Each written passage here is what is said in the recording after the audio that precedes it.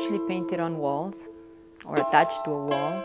When you think of making a mural, you take a whole bunch of things in consideration. For instance, where it's going to be, the building, what kind of building it is, what kind of activity goes on in the building. A mural usually tells a story.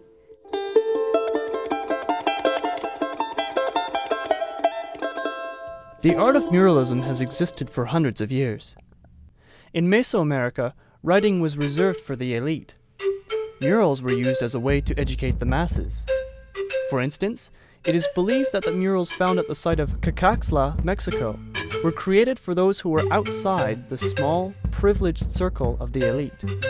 Murals were intended for the public to see because they were so easy to understand. Usually murals are there to empower people. So the other thing about muralism is that it's supposed to help people or stimulate people, into thinking, into analyzing, into knowing or wanting to know why.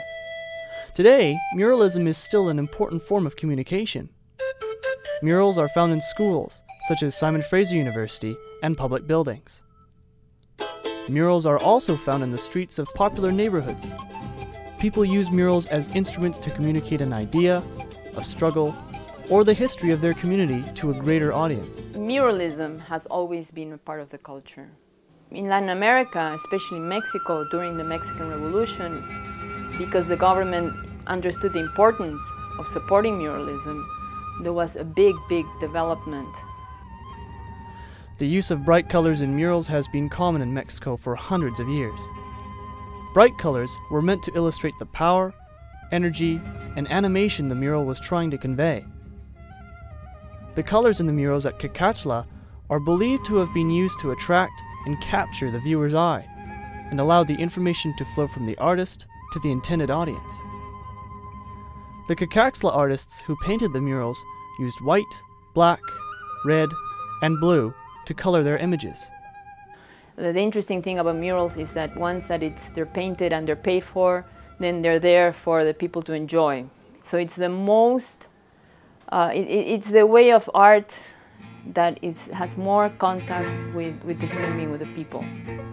Murals are full of historical, political, and social content that are meant to communicate the struggle of various peoples throughout the centuries.